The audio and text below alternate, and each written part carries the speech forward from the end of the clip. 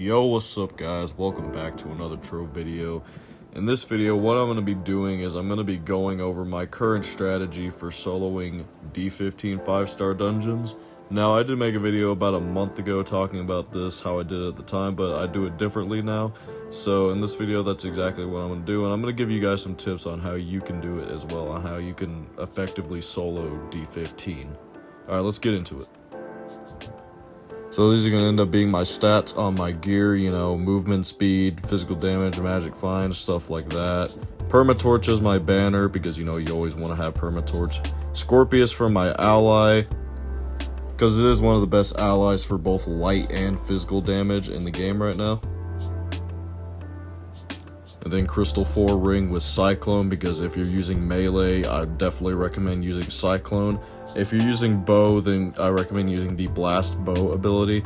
Then of course Martial, Chronomatic for my emblems. Then of course for my auto use slot, I am rocking the Repel rune just for that extra light value. And then of course I'm using Phoenix Fire for my subclass, because when you do your basic attack it creates a little explosion and it gives you 140 extra light value if you have your Solarian at level 30. And then these are going to be my current stats as of right now. Now trust me, I know it needs improving. I know I have way too much crit hit and crit damage. I'm going to fix that at some point, and I could probably do for some more physical damage and probably some more magic find as well. But those are just my stats at the moment. Then of course your gems, you want to make sure you're rocking Berserk Battler specifically, because your light will, as you're attacking, your light will slowly increase with Berserk Battler, and of course Pyro Disc as well is a must-have. Now make sure you have 12k light. 12k light is very important, because if you have, let's say you have 11.5k, you could still solo, but it's going to be very slow and it's going to be very painful.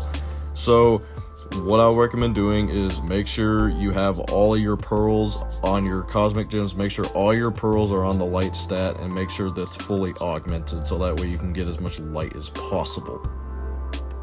Alright, so here is a 5-star dungeon completion. Now, what I like to do is I like to make sure I have my emblems active at all times. And with Boomeranger especially, you're going to be using your ults quite often, so that's why I like to use Chronomatic instead of like Unyielding. Because I do like to have my ults available as often as possible. As you see right there, I use the pot quite often. And make sure you're using Conjurer's Crucible as your flask, obviously, so that way you'll gain back your flask eventually if you do have enough magic find. But also keep origin portals on hand, so that way if you do happen to run out of flask, you can quickly just put an origin portal down, go back to the outpost and gain back your flask, and just go ahead and continue from there. And yeah, for the bosses, I do use my ult quite often, and I do spam my flask quite often, just to make sure that you have that martial emblem active at almost all times, because you do want to get the bosses and everything done and over with as quick as possible. Now, for the cursed skulls, they will most likely end up taking the longest, depending on what class you're playing. Now, this is why Cyclone is so good. Because for me, I use Boomeranger, obviously. Cyclone, it only takes me about a few seconds to complete a Cursed Skull.